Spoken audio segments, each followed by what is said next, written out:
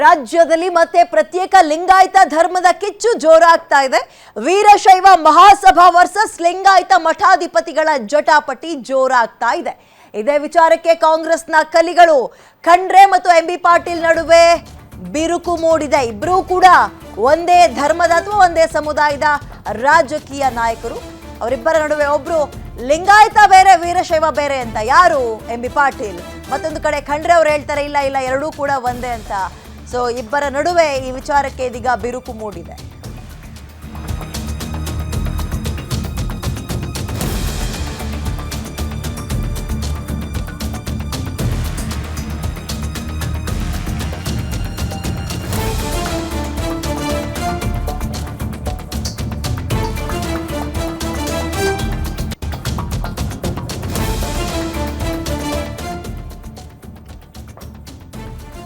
ಇದೀಗ ಲಿಂಗಾಯತ ಮಠಾಧಿಪತಿಗಳ ಬೆನ್ನಿಗೆ ಎಂಬಿ ಪಾಟೀಲ್ ನಿಂತಿದ್ದಾರೆ. ಪ್ರತ್ಯೇಕ ಲಿಂಗಾಯತ ಧರ್ಮ ಆಗಬೇಕು ಅಂತ ಎಂಬಿ ಪಾಟೀಲ್ ಕೂಡ ಅದಕ್ಕೆ ದನಿಗೂಡಿಸಿದ್ದಾರೆ.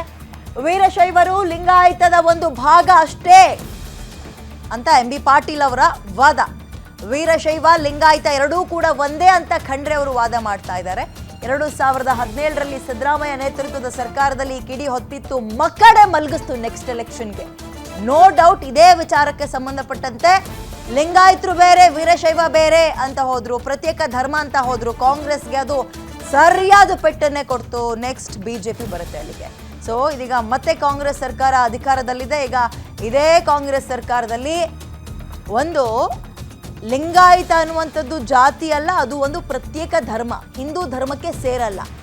ಲಿಂಗಾಯತ ಧರ್ಮ ಬೇರೆ ಅಂತ ಶುರು ಮಾಡಿದ್ರು. ಅದರ ನಡುವೆ ಮತ್ತೆ ಈಗ ಲಿಂಗಾಯತರನ್ನೇ ಒಡೆಯುವಂತಹ ಪ್ರಯತ್ನನ ಇದು ಅನ್ನೋ ಅನುಮಾನ ಮೂಡಿಸ್ತದೆ. ಏನು ವಿಚಾರ?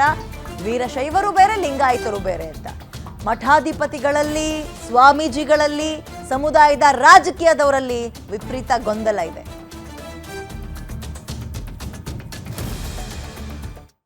ಹೇಳಿದ್ದಾನೆ, ಲಿಂಗಾಯತರಿಗೆ ವೀರಶೈವರಿಗೆ ಯಾವುದೇ ಶಕ್ತಿ ಬೇರೆ ಬೇರೆ ಮಾಡಲಿಕ್ಕೆ ಸಾಧ್ಯ ಇಲ್ಲ.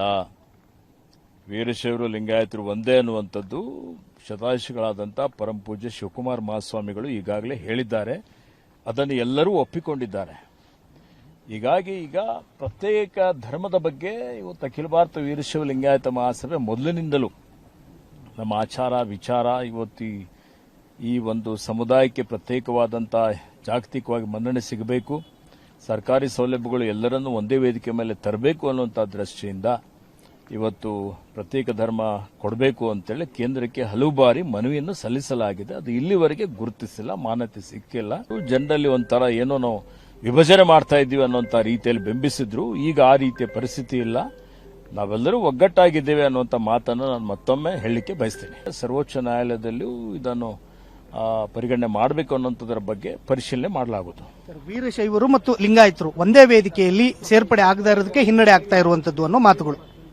ಹಾಗೇನಿಲ್ಲ, ಸಣ್ಣ ಇವತ್ತ ನೋಡಿ, ಸಾಮಾನ್ಯವಾಗಿ ಸಮುದಾಯದ ಜನರಲ್ಲಿ ಯಾವುದೇ ರೀತಿಯ ಗೊಂದಲ ಇಲ್ಲ ಇದ್ರ ಬಗ್ಗೆ. ಇಷ್ಟು ಮೇಲೆ ಅರ್ಥ ಮಾಡ್ಕೊಳ್ಳಿ. ಯಾಕಂದ್ರೆ ಹುಬ್ಳಿಯಲ್ಲಿ ಆಗಿದ್ದೇನು ಗೊತ್ತಿದೆ, ಯಾವ ರೀತಿಯಲ್ಲಿ ಇದು ಆಯ್ತು. ಇಲ್ಲಿ ಯಾರು ಬಸವಣ್ಣನ ಪರವಾಗಿದ್ದಾರೆ ಅವ್ರನ್ನ ಕರೀತಾರೆ, ನೇರವಾಗಿರೋರನ್ನ ಕರೀತಾರೆ, ಸ್ಟ್ರೈಟ್. ನಾನಲ್ಲ, ಅವರು. ಮತ್ತು ಕಾರ್ಡು ನೋಡಿದಿರಿ, ಕಾರ್ಡ್ನಲ್ಲಿ ಸಿದ್ದರಾಮಯ್ಯ ಒಂದೇ ಸ್ಥಳ. ಸರ್, ಇದು ಮುಂದೆ ಕಲಹಕ್ಕೆ ಕಾರಣ ಆಗಲ್ವಾ? ಯಾವುದು ಮುಂದೆ ಕಲಹಕ್ಕೆ ವೀರಶೈವ ಲಿಂಗಾಯತ ಅಂತ ನೋಡಿ, ಅದೆಲ್ಲ ಮುಗಿದ ಅಧ್ಯಾಯ. ಈಗ ಜನ ಜಾಗೃತ ಆಗಿದ್ದಾರೆ. ಈಗ ವೀರಶೈವ ಮಹಾಸಭಾದವರು ಕೂಡ ಒಂದು ಹಂತಕ್ಕೆ ಅವರು ಹತ್ರ ಬಂದಿದ್ದಾರೆ. ದಾವಣಗೆರೆಯಲ್ಲಿ ಸಮಾವೇಶ ಆಯಿತು, ವೀರಶೈವ ಲಿಂಗಾಯತ ನಾವು ಹಿಂದೂಗಳಲ್ಲ ಅಂತ ಹೇಳಿದರು. ರೆಸಲ್ಯೂಷನ್ ಮಾಡಿದ್ದಾರೆ. ಇಲ್ಲಿ ದಾವಣಗೆರೆ ಮಹಾದೇಶದಲ್ಲಿ ನಮ್ದು ಪ್ರತ್ಯೇಕ ಧರ್ಮ ಅಂತ ಹೇಳಿದ್ದಾರೆ. ಈಗ ನಮಗೆ ಅವ್ರಿಗೆ ಅರ್ಧ ದಾರಿಗೆ ಅವ್ರು ಬಂದಿದ್ದಾರೆ ಏನ್ರಿ, ಅವರು ಪ್ರತ್ಯೇಕ ಧರ್ಮ ಅಂತ ಹೇಳಿದ್ದಾರೆ. ವೀರಶೈವ ಮಹಾಸಭಾ ಲಿಂಗಾಯತ ನಾಯಕರು ಪ್ರತ್ಯೇಕವಾಗಿ ಉಳಿತು ಅನ್ನೋ ತರ ನೋಡಿ. ಅವರು ನಿಮಗೆ ನಾನು ಹೇಳಿದ್ರೆ ತಪ್ಪಾಗುತ್ತೆ, ಅವರು ಮಠಾಧಿಪತಿಗಳು ಒಕ್ಕೂಟದಿಂದ ಆಗಿದ್ದು.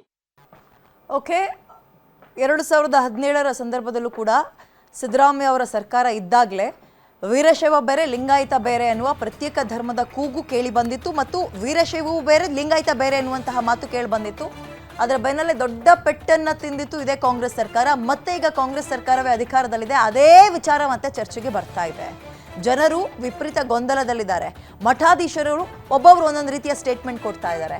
ರಾಜಕೀಯ ನಾಯಕರು ಕೂಡ ಒಂದಾಗಿ ಹೋಗುವ ಕೆಲಸಕ್ಕೆ ಮುಂದಾಗ್ತಾ ಇಲ್ಲ, ಬದಲಾಗಿ ಲಿಂಗಾಯತರೇ ಬೇರೆ ವೀರಶೈವವೇ ಬೇರೆ ಅಂತ ಅವರು ಕೂಡ ಕೂಗೆತ್ತಿದ್ದಾರೆ. ಇದು ಎಲ್ಲಿಗೆ ಹೋಗಿ ನಿಂತ್ಕೊಳ್ಳುತ್ತೋ ಗೊತ್ತಿಲ್ಲ.